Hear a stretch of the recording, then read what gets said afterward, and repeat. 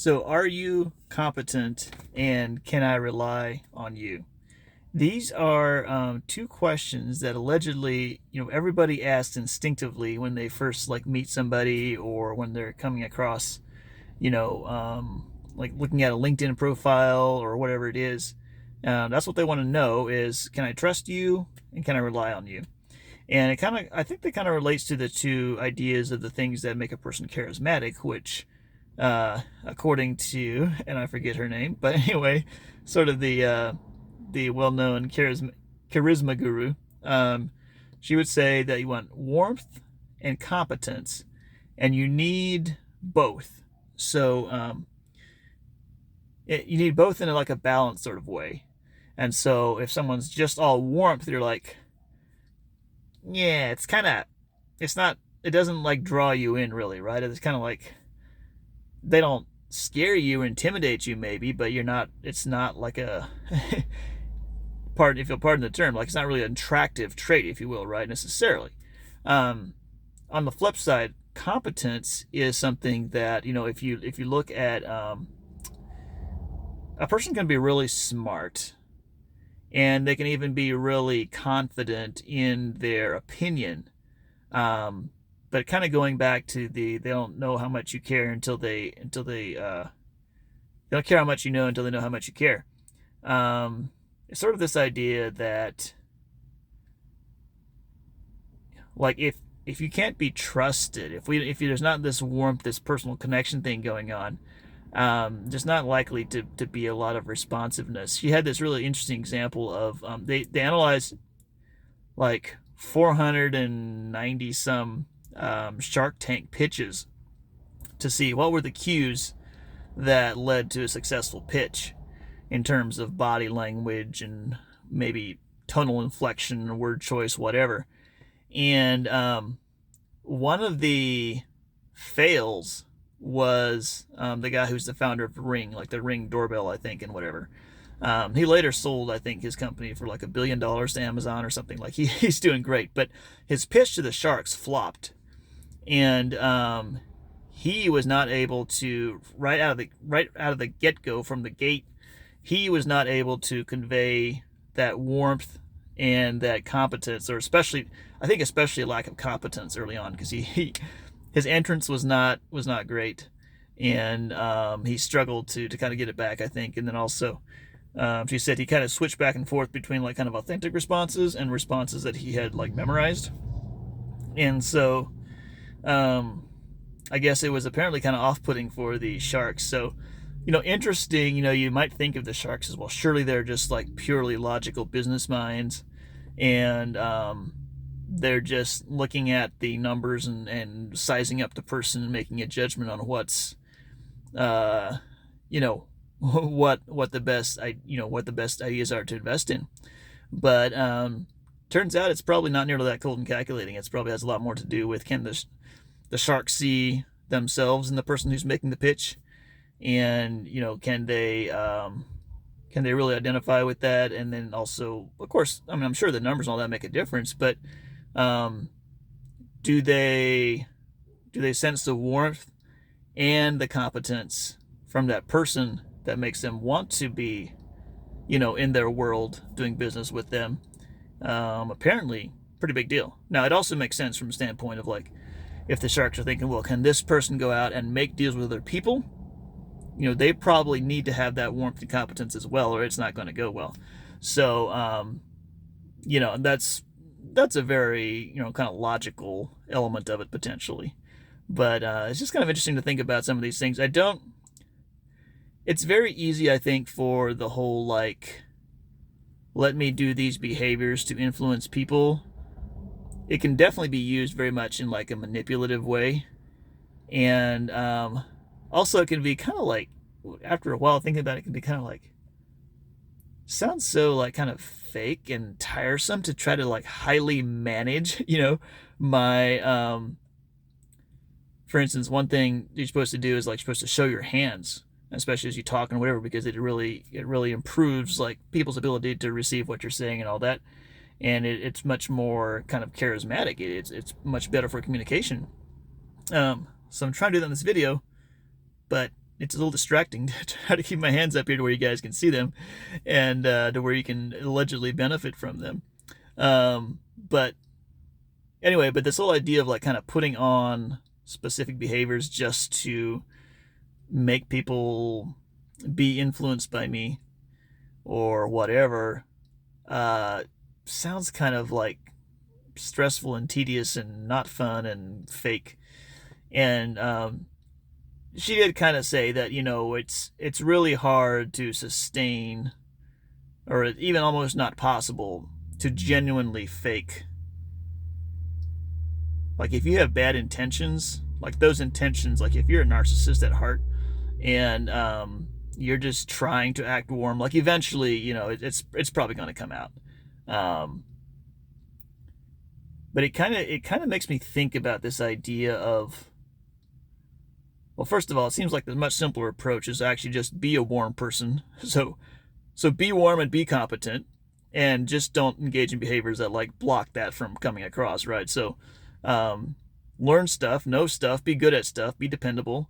So be competent, and then care about people, and don't let body, you know, maybe get rid of some bad habits. Like if you have the habit of never looking somebody in the eyes or never shaking their hand or whatever, you know, maybe you need to get rid of some of those bad habits to make so that your warmth can come across.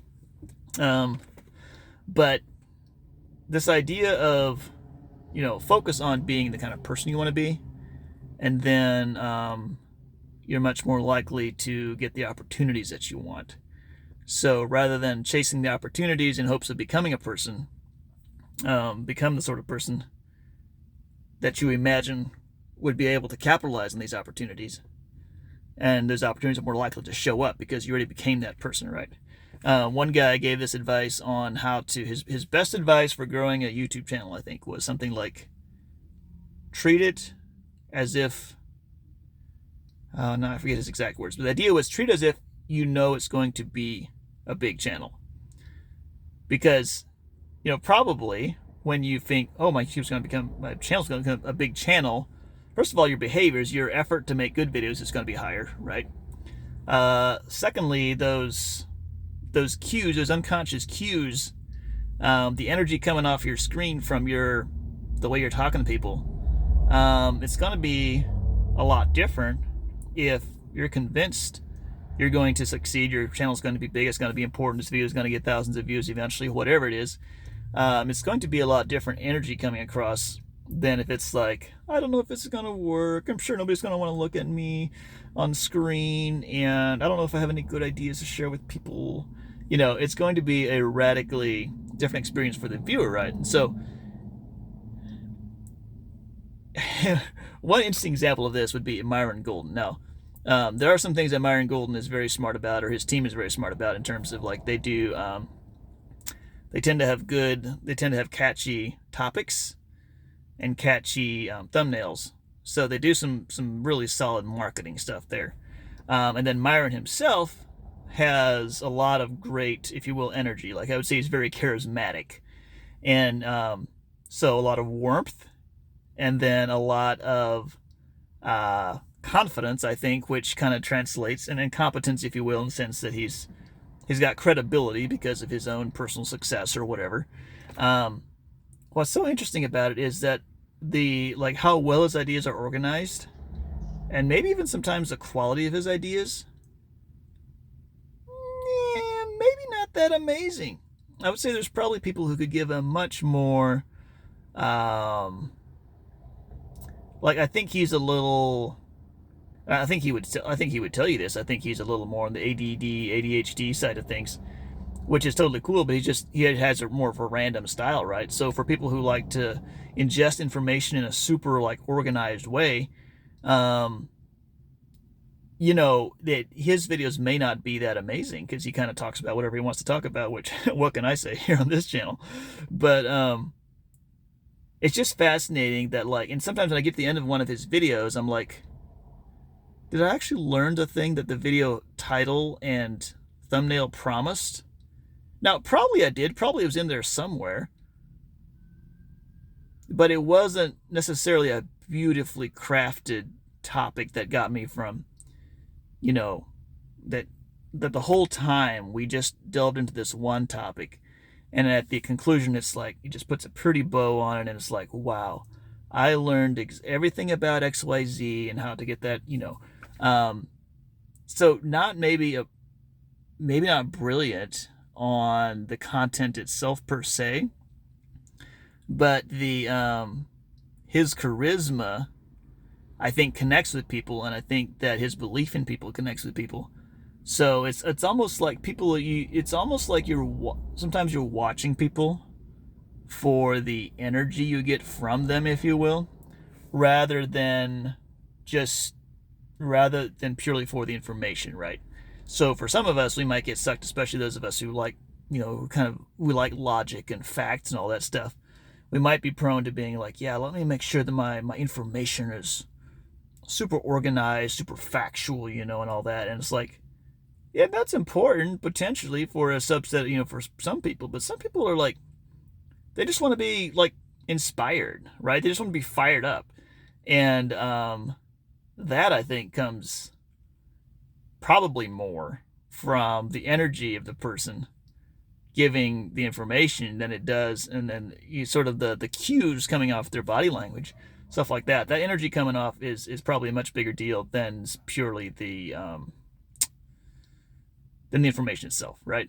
So like, you think about like really precise, accurate, wise, even life-changing information delivered by someone who's depressed, bored, insecure, and doubtful. You're probably not gonna absorb that as being anything amazing. And then you think of someone who gives the information, like a famous motivational speaker or something, giving like some of the most, if you will, basic facts of life, like like winning friends and influencing people, some of the things of like, I don't know if this guy, I had never listened to, I guess, Carnegie in real life, obviously, right? But some of these people who are dynamic and charismatic and really, fun to listen to, right? Presenting like basic stuff, right? And then but that's potentially more impactful, it's more consumable, it may make a bigger difference in a person's life because it came bundled with belief and energy. And anyways, it's just kind of fascinating to consider how, in a day of so much logic and reason, if you will, so much factual information, or so much coming from a very sort of left brain society, if you will, it's still interesting to see how much emotion, the right brain, the emotional, the spiritual, how much all these things still impact our actual behaviors and what we're drawn to, compared to just sort of the facts of the situation. So anyway, that is all for today. Thank you for joining me. How was seeing my hands today? Was it good? Did you not care? It was a little distracting for me. So anyway, catch you later.